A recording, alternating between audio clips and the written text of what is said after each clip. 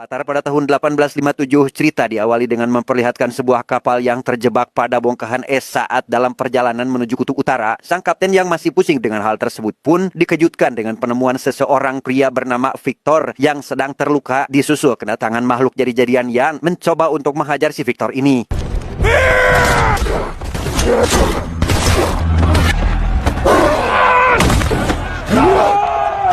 Meski sudah berusaha mengalahkan si makhluk, kapten harus menerima kenyataan dengan banyaknya awak kapal yang terluka bahkan tewas oleh keganasan si makhluk. Tahu jika si kapten CS tidak akan bisa mengalahkannya pun, Victor meminta si kapten untuk membiarkannya masuk ke dalam kapal dan menyerahkannya kepada si makhluk tersebut.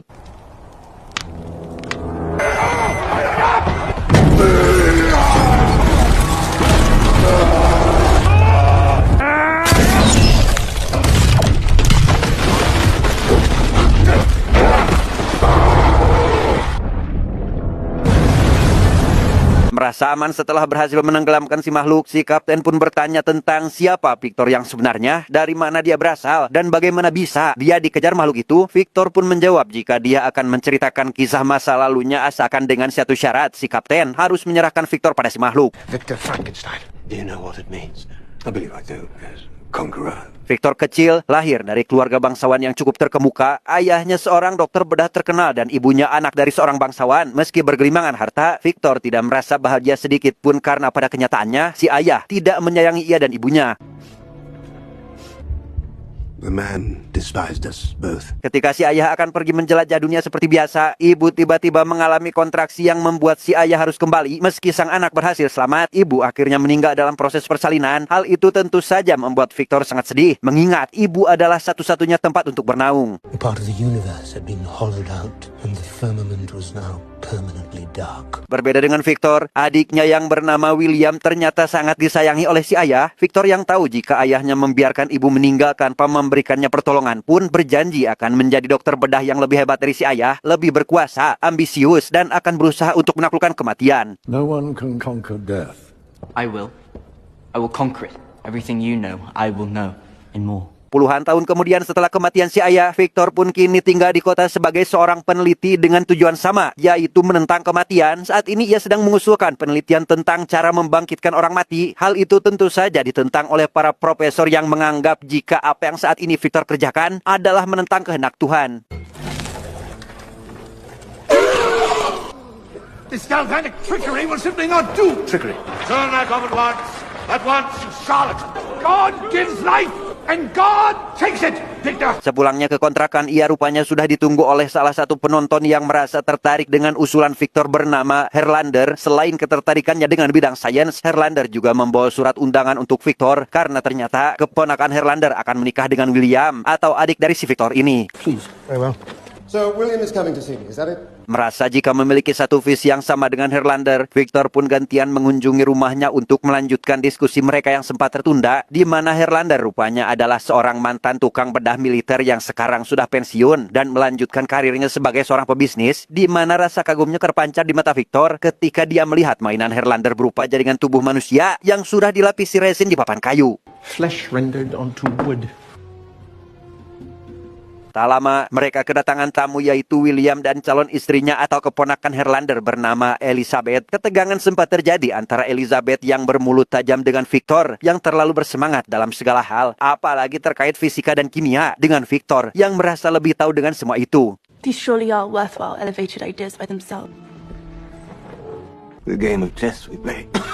We play only against ourselves. 1 minggu kemudian, Herlander membawa Victor ke suatu tempat yang jauh dari pemukiman warga, sebuah bangunan terbengkalai untuk dia gunakan sebagai tempat penelitian, di mana Herlander akan mendanai seluruh operasional penelitian dengan satu syarat. Victor harus berhasil dengan penelitiannya, yakni menentang kematian. Anything you need or want shall be granted. Selain tempat dan peralatan, Victor pun diberikan wewenang untuk memilih dan memilah mayat yang nantinya akan dia gunakan sebagai bahan percobaan, dipilih langsung dari tempat eksekusi terpidana mati, sehingga Victor bisa membawa mayat dengan kualitas yang terbaik. My contractors can manufacture any and all equipment you may require. A bargain has been struck. Suatu hari ketika Elizabeth pergi ke gereja untuk pengakuan dosa, Victor yang ingin balas dendam pun menyamar menjadi seorang pendeta. Namun alih-alih dendamnya terbalaskan, penyamaran Victor justru malah ketahuan sehingga untuk mencairkan suasana, mereka pun melanjutkan pertemuannya dengan makan-makan di restoran. Thank you, my good man. Selain Herlander, Elizabeth pun ternyata menyukai hal-hal yang bersifat sains. Dengan terungkapnya fakta tersebut membuat kedekatan Ellie dengan Victor semakin erat. Bahkan sesekali Victor izin dari laboratorium demi bermain dengan pacar adiknya itu.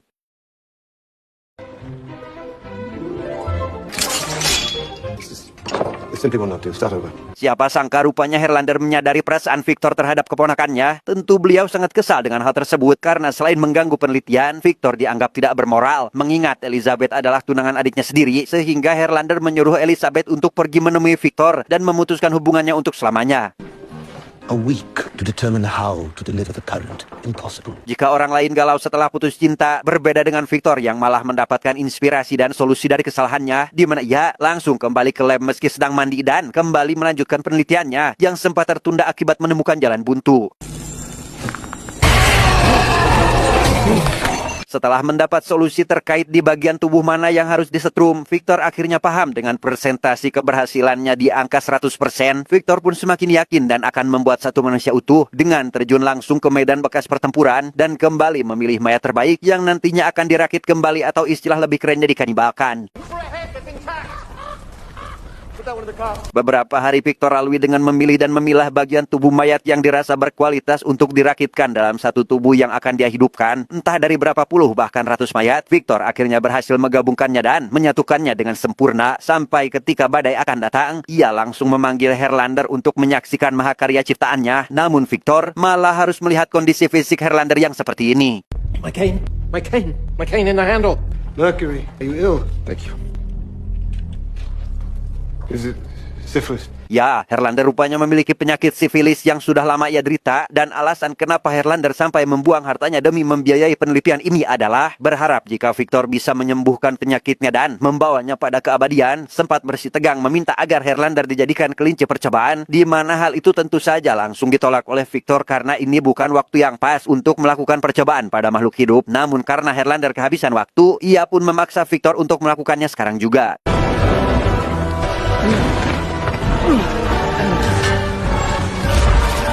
Setelah memasangkan penangkal petir di puncak menara, Herlander yang merasa dikhianati pun merebut salah satu penangkal petir dengan akan menghancurkannya, tetapi...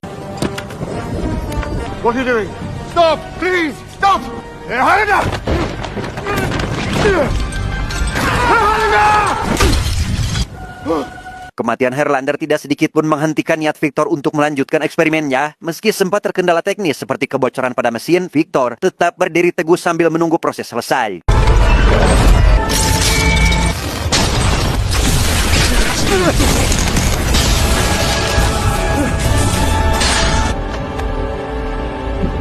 Merasa jika eksperimennya gagal, Victor pun memutuskan untuk tidur saja. Namun ketika bangun, ia sudah ditunggu oleh makhluk ciptaannya di depan ranjang. Awalnya takut, namun karena si makhluk tidak menunjukkan jika dia berbahaya, Victor langsung mengajaknya turun ke lantai bawah sambil memperkenalkan beberapa hal kepadanya. Son is life. Victor. Victor Kosha. Beberapa minggu berlalu, rambut pun mulai tumbuh dari kepala si makhluk. Ia tampak seperti bayi dengan masih bingung akan keadaan sekitar. Tidak bisa bicara layaknya usia beberapa bulan. Entah apa yang terjadi, Victor mulai kehilangan akal sehatnya. Menjadi sosok yang mudah marah. Bahkan sering melampiaskan kemarahannya pada si makhluk. No, don't touch me! Don't ever touch me! I didn't do this. You did this. Kemarahan Victor tentu saja membuat si makhluk merasa ketakutan. Tak lama kemudian, datanglah William dan Ellie untuk menanyakan kabar Herlander yang selama beberapa minggu ini tidak kelihatan. Yang karena tidak ingin mereka melihat si makhluk, Victor langsung membawa mereka ke atas untuk memperlihatkan hasil penelitiannya. Di mana Ellie yang merasa tertarik dengan ruang bawah tanah pun malah melipir, yang membuatnya bertemu dengan si makhluk yang sedang dirantai.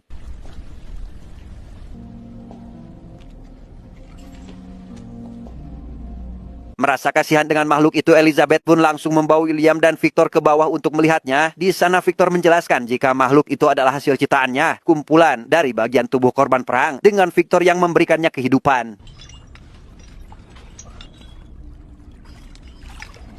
Esoknya Victor membatasi pergerakan si makhluk dengan menambahkan penyekat besi di bagian tangan dan kakinya. Kemudian ia pergi menemui William untuk menunjukkan mayat Herlander dengan mengatakan jika beliau mati akibat ulah si makhluk, meminta agar William dan Ellie kembali pulang dengan alasan takut jika si makhluk lepas kendali. You have to do as I say. We'll be back in no time, but for now, this is for the best. Entah apa alasannya, setelah mereka pergi, Victor tiba-tiba membasahi bangunan itu dengan bensin dan langsung membakarnya saat itu juga.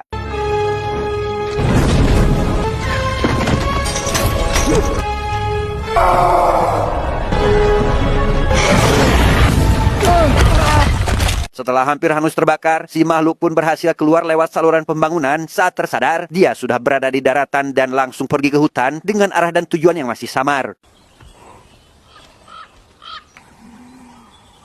Baru saja selamat dari ledakan, kini ia harus berhadapan dengan pemburu yang mengejarnya. Meski sempat terluka akibat tembakan, ajaibnya luka itu kembali pulih, di mana si makhluk akhirnya menemukan sebuah bangunan tua untuk setidaknya bernaung dari dinginnya malam dan kejamnya para pemburu.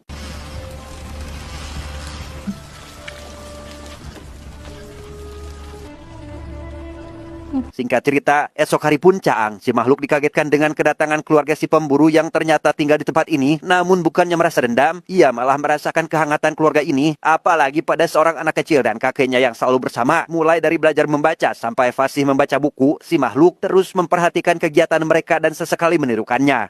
I long to be part of this family. Sejak hari itu si makhluk kerap membantu keluarga si kakek dari belakang layar, namun kerja kerasnya malah hancur tatkala segerombolan serigala menyerang domba milik keluarga si kakek. Dan setelah anak si kakek menghabisi kelompok serigala tersebut, mereka berencana akan menjual kulitnya ke kota dan meninggalkan si kakek sendirian di tempat ini.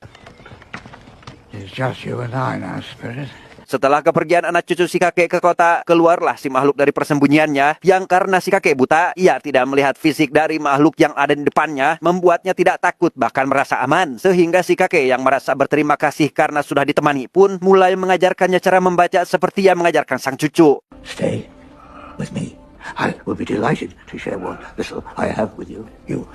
You could read to me. Hari-hari suram kini berubah menjadi penuh kebahagiaan. Si kakek sudah memberikan warna pada hidup si makhluk sampai dia bisa merasakan apa yang namanya hidup. Setelah mahir membaca bahkan merampungkan seluruh buku milik si kakek, ia teringat dengan sebuah kata tidak lain dan tidak bukan adalah Victor. Sehingga si kakek yang hanya tahu jika si makhluk hilang ingatan pun menyuruhnya untuk pergi dan turuti semua yang dikatakan oleh hatinya. My dream. I see memories.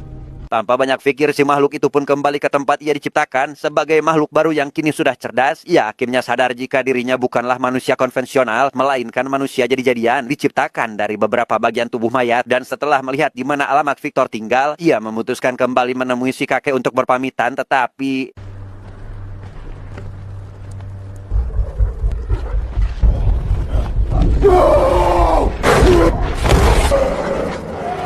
ya, si kakek tampak sedang diganyang-ganyang oleh sekelompok serigala yang datang dengan niatan untuk balas dendam, disusul dengan kedatangan keluarga si kakek yang menciptakan sebuah kesalahpahaman sehingga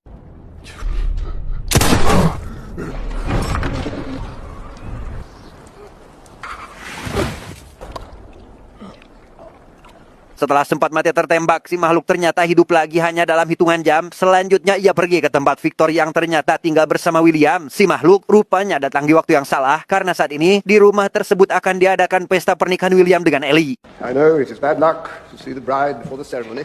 Saat bertemu dengan Victor itulah, si makhluk akhirnya curhat terkait kehidupannya setelah selamat dari ledakan. Meski sangat membenci Victor atas pengkhianatan yang dia lakukan, si makhluk hanya ingin meminta agar dibuatkan pasangan hidup karena memang dia berbeda dari yang lain, tidak bisa hidup, tidak bisa mati, dan pasangan yang serupa akan membantu si makhluk menjalani hari-harinya dan merasa normal seperti orang lain. I cannot die. And I cannot live.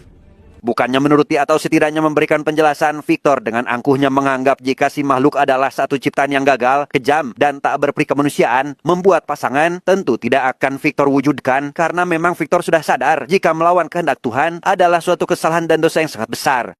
Death. Begetting death. Begetting death. Mendengar cacian dari penciptanya sendiri, apalagi dianggap gagal dan jahat pun tentu membuat si makhluk sangat marah besar, di mana ia langsung membanting Victor ke beberapa sudut ruangan sambil mengatakan, maka siap-siaplah dengan amarahnya yang tak terbendung. Kegaduhan itu tentu mencuri perhatian dari William dan para pengunjung, tak terkecuali Ellie yang saat ini masih bersiap di kamarnya. Ia langsung pergi ke TKP dan memeluk si makhluk, saking kangennya Ellie dengan makhluk tersebut. Elizabeth, move away from it! Kematian Ellie tentu saja membuat si makhluk sangat marah. Dihadang beberapa orang pun, dia tidak mundur. Bahkan William yang juga ikut menghadang, malah harus berakhir mati di tangannya. Si makhluk membawa Ellie ke dalam sebuah gua. Dalam kondisi sekarat, Ellie bercerita jika dia sangat mencintainya. Sebenarnya Ellie juga tidak paham kenapa ia begitu. Namun yang pasti, Ellie sangat bersyukur bisa mati di pangkuan orang yang sangat ia cintai. Masih belum pulih dari rasa sakit yang Victor ciptakan, ini Victor kembali datang untuk menghabisinya di dalam gua. Victor juga dendam karena si makhluk menghabisi sang adik tanpa sadar jika dialah penyebab semua tragedi ini. You thought me a monster. Kill me! I will make you humble. Dari sinilah perburuan akhirnya dimulai. Bermula dari sebuah kesepakatan antara si makhluk dengan penciptanya, Victor diminta untuk terus memburunya dan menghabisinya jika dia memang bisa. Just you and me. Beberapa bulan berlalu sejak kesepakatan itu, entah hutan, gunung, serta danau beku keberapa yang sudah mereka lewati dalam perburuan, hingga di suatu malam, lebih tepatnya tadi malam, giliran Victor lah yang menjadi buruan si makhluk dan kembali membiarkannya pergi setelah si makhluk berhasil menyakitinya.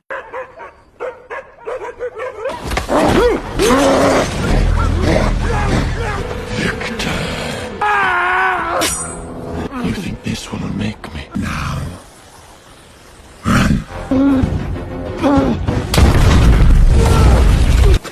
So, there you were.